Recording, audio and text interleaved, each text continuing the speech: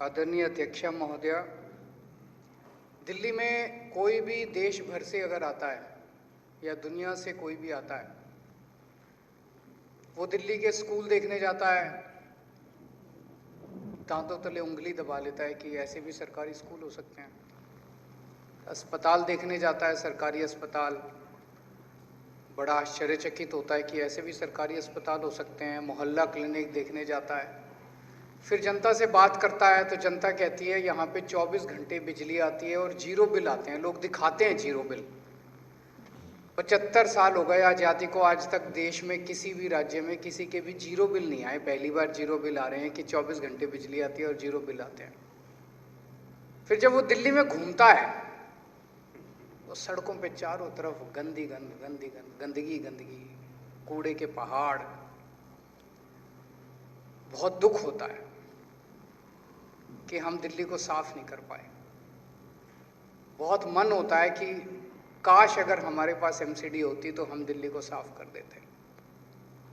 15 साल से इनके पास एमसीडी थी, इन्होंने नहीं किया, और अब ये लोग चुनाव भी नहीं करा रहे।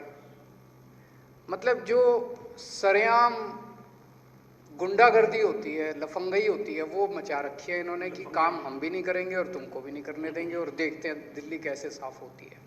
दिल्ली वालों से बदला निकाल रहे हैं। एक इनके सीनियर नेता से मैं पूछ रहा था, मैंने कहा ये कोई इतनी बड़ी बात थोड़ी है दिल्ली को साफ करना, क्यों नहीं करते? कहते दिल्ली के सफाई कर्मचारी कामचोर हैं। बीजेपी वाले कहते हैं कि दिल्ली के सफाई कर्मचारी कामचोर हैं।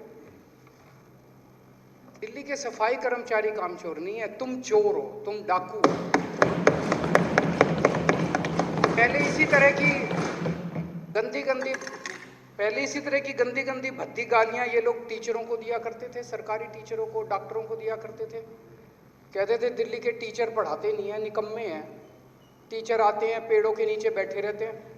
वही टीचर हैं, हमने तो टीचर बदले नहीं। 60,000 टीचर हैं, वही टीचर हैं, हमने तो बदले नहीं, और इन्होंने क्रांति करके दिखा दी। वही डॉक्टर हैं, वो तो हमने बदले नहीं, इन्होंने हम क्रांति करके दिखा दी। एक बार एमसीडी हमारे हाथ में आ जाए, यही सफाई कर्मचारी है, पूरी दुनिया के अंदर ये सफाई कर्मचारी दिल्ली का नाम रोशन करेंगे।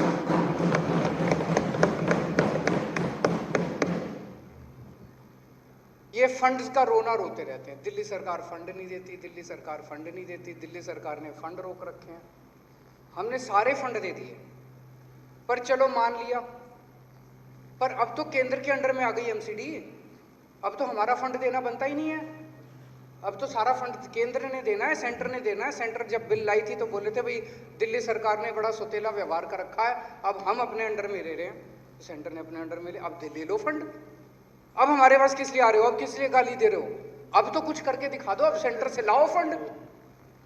अभी भी तनख्वाह नहीं दे रहे सफाई कर्मचारियों को, अभी भी उनके कर्मचारियों को ना तनख्वाह मिल रही ना फंड मिल रहा। लाओ अब सेंटर से फंड। अब तो दिल्ली सरकार का कोई रोल ही नहीं है, कोई फंड नहीं देना हमको, सारा फंड लाओ अब सेंटर। अभी भी कुछ नहीं काम कर रहे। ये चुनाव नहीं कराएंगे। क्यों नहीं कराएंगे?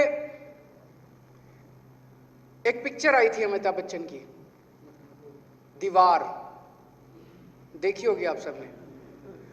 उसमें अमिताभ बच्चन और शशि कपूर आपस में बात कर रहे हैं। मेरे पास क्या है? अमिताभ बच्चन कहता है तेरे को क्या मिला अपने असूलों से? मेरे पास धन है, दौलत है, ऐश्वर्य है, बंगला है, गाड़ी है, तेरे पास क्या है? शशि कपूर कहता है मेरे पास मां है। आज ये बीजेपी वाले धमकी दे रहे हैं दिल्ली के लोगों को, सरेआम धमकी दे रहे हैं दिल्ली के लोगों को। कहते हैं हमारे पास ईडी है, इनकम टैक्स है, सीबीआई है, दिल्ली पुलिस है, सारी दौलत है, इतने बड़े बड़े हर डिस्ट्रिक्ट में ऑफिस हैं, तुम्हारे पास क्या है? तो दिल्ली की 2 करोड़ जनता एक साथ बोलती है हमारे पास हमारा बेटा केजरीवाल है।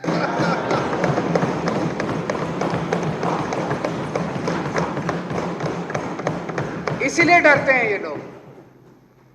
वो गली का गुंडा होता है ना, जाता है किसी के घर में, तेरे लड़के को बाहर निकाल, जनता कह रही है खबरदार तुमने केजरीवाल को हाथ लगाया।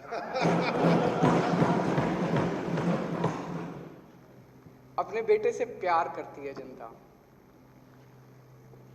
घर का ख्याल रखा है मैंने एक अच्छे बेटे की तरह। उन बच्चों को, अपने भाई बहनों को पढ़ाता हूँ, अच्छी शिक्षा देता हूँ, घर में कोई बीमार हो जाए उनका इलाज कराता हूँ। इसलिए ये कभी चुनाव कराएंगे ही नहीं। इनको पता है कि दिल्ली की जनता दिल्ली की जनता हमेशा अपने बेटे और अपने भाई के साथ खड़ी होगी। अब इन्होंने नई धमकी देनी शुरू कर दी बीजेपी वालों ने। आप लोगों ने भी सुना होगा, खूब चल रहा है कि दिल्ली में अब अगले असेंबली चुनाव ही नहीं होंगे। कह रहे अब फुल यूनियन टेरिटरी बनाएंगे दिल्ली को। काफी चल रहा है आजकल कि फुल यूनियन टेरिटरी, अगले चुनाव ही नहीं होंगे। अब ये असेंबली खत्म, यूटी विद लेजिस्लेचर खत्म, अब अगला